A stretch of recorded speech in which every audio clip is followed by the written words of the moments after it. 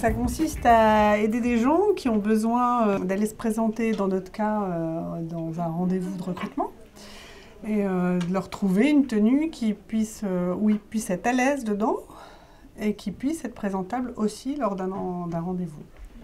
Nous, on est une association qui a pour but de lutter contre les discriminations à l'embauche liées à l'apparence, parce que c'est un critère qui est véritablement un frein pour certaines personnes pour accéder à un emploi à compétences égales.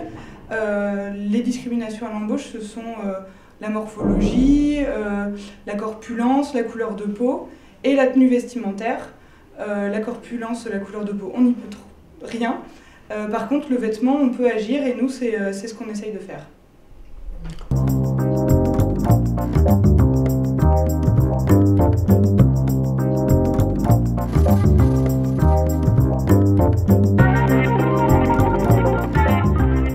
Nous, on s'adresse à toute personne qui a besoin de se préparer à un entretien d'embauche et qui est confrontée à une problématique de moyens, bien qu'on ne demande pas de justificatif comme de ressources.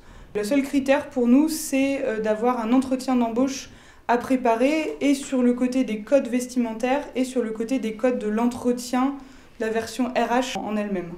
L'objectif pour nous, c'est en fait de te faire bénéficier de notre expérience en RH, puisqu'on a toutes les deux une expérience depuis plus d'une dizaine d'années en recrutement, et donc de te mettre en situation d'entretien. D'accord ? C'est-à-dire que tu vas faire exactement comme tu ferais face à un vrai recruteur.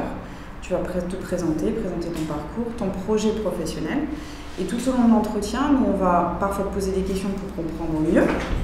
Et puis surtout à la fin, te donner notre retour, à la fois sur le fond, c'est-à-dire sur qu'est-ce que tu as dit et sur comment tu l'as dit, la forme. Pour moi, un RH, c'est quelqu'un qui va aider une entreprise à réussir. Et comme je dis, on peut avoir la meilleure idée. On peut créer la meilleure entreprise si on n'a pas les hommes en face qui vont permettre qu'elle se développe, qu'elle soit connue et reconnue. Ça ne sert à rien. Et donc nous, notre rôle, c'est d'identifier les talents, de les intégrer à l'entreprise et surtout de les faire grandir au sein de l'entreprise. La première impression, c'est toujours important à mettre en avant. C'est vrai qu'on se fait tout de suite un avis, alors c'est pas définitif, mais effectivement, ça conditionne beaucoup la suite de l'entretien, l'apparence vestimentaire par exemple, des choses qui sont importantes.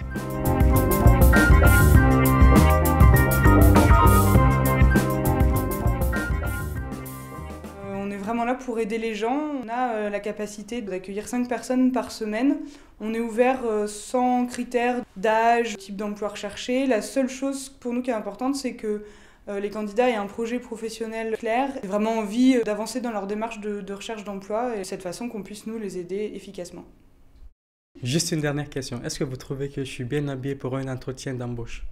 Eh bien écoute, ça tout dépend de l'entretien et de l'emploi que tu recherches, parce qu'on ne s'habille pas de la même façon selon le type d'emploi qu'on recherche. Mais si un jour tu as besoin d'une cravate, on a le ministre Patrick Caner qui nous a offert une cravate de l'Assemblée nationale.